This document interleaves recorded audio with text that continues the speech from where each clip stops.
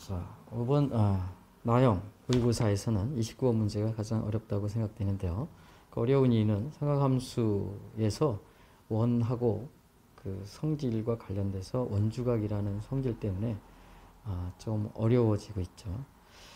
자, 이 문제는 이제 그런 주어진 조건하고 우리가 원의 성질, 미지수를 무엇으로 놓느냐 때문에 어려운 것이고요. 미지수가 3개가 나와서 그들의 조합을 잘 이끌어내서 결과를 도출해내는 게 어려운 과정이고요.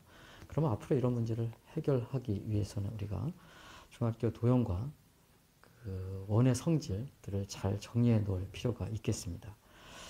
한 번쯤은 수능을 대비해서 미리미리 정리하는 시간을 가져서 미리 대비를 해놓으면 우리가 앞으로도 이 문제는 계속 나올 테니까요. 9월 평가원, 6월 평가원도 대비가 될 것 같습니다. 그래서 중학교 도형 원의 성질 부분을 잘 정리해 두시기 바랍니다. 다음 문항 보겠습니다. 다음 문항은 이제 21번인데요. 21번은 그 사고력 문항이죠. 즉 극대극소를 추정하는 문항이 되겠습니다. 주어진 조건 가나다를 다 기본 바탕으로 해서 극대극소를 어디에서 나오는가 추정하는 문항이라 이런 문제들은 우리가 예전에도 이제 미분에서의 준킬러 문항들, 그 준킬러 문항들의 깊은 사고를 통해서 쉽게 해결을 접근할 수 있는 문제죠. 그래서 앞으로도 이 문항은 이 문항을 하나로 끝날 게 아니라 우리가 이건 기출 문제가 있기 때문에 기출, 똑같은 기출은 아니더라도 그 기출이라는 뜻은 이와 유사한 문항들이죠. 그 유사한 문항들을 찾아서 공부하는 것이 하나의 해결점이라고 보여지겠습니다. 자, 다음은 이제 30번 문항인데요. 30번 문항은 이제 수투의 적분 문항이 되겠습니다. 수투의 이 적분 문항은 실제로 학생들이 그 어렵게 느껴지는 부분은 이 3차 함수를 구하려고 하다 보면 어렵게 느껴질 수 있습니다. 단 그러나 상계 3차 함수를 구하지 않고 영역별로 끊어서 3차 함수를 주어진 적분의 넓이가 1이라는 것을 이용해서 3차 함수를 구간별로 마이너스 1부터 1까지, 1부터 3까지, 3에서 5까지 이런 식으로 끊어서 그림을 그리다 보면 사각형 더하기 주어진 적분의 넓이를 사용해서 잘 구할 수가 있는 문항이에요. 그래서 함수를 구하지만 않고 우리가 그림으로만 해결하면 쉬운 문항이 되어 있고 함수를 구한다면 좀 난이도가 굉장히 좀 시간이 걸렸겠죠. 그러나 답은 나오겠습니다. 이 문제를 우리가 해결할 때 그럼 어떻게 해결하면 되겠느냐, 이런 문제들은 사실은 유사 문제가 굉장히 많이 있습니다. 그래서 그 유사 문제들을 함수를 구간별로 끊는 함수와 적분을 조합한 문제로 연습을 해서 이 문제를 해결하려고 노력한다면 우리가 극복할 수 있는 문제라고 생각됩니다.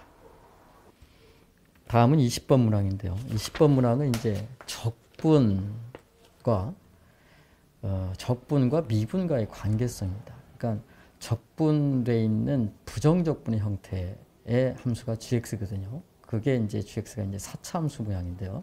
적분을 미분할 수 있는 성질을 이용하고 그다음 미분한 다음에 이것이 원점에 대해서 대칭이다의 성질을 이용하는 것에 익숙치 않은 학생들은 어려움을 느꼈을 겁니다.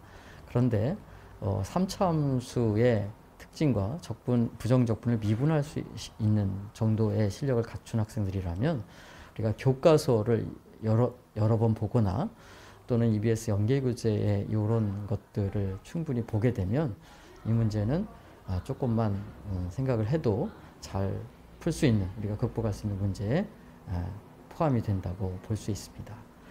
자, 다음은 이제 19번 문항인데요.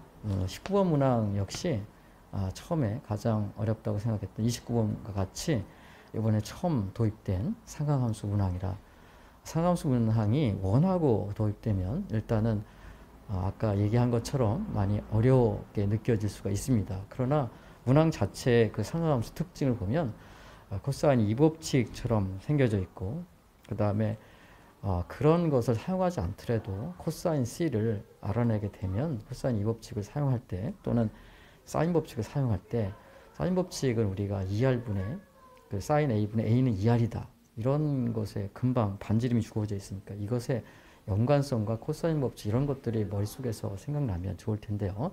그런 것들이 원하고 생각돼서 그냥 사인 A는 A다, 사인 B분의 B는 사인 C분의 C는 하고 이퀄 이하를 성질을 원을 사용하지 않는다면 그 원을 한 번쯤은 이것을 유도해 보는 것이 그래서 도움이 되는 문제입니다.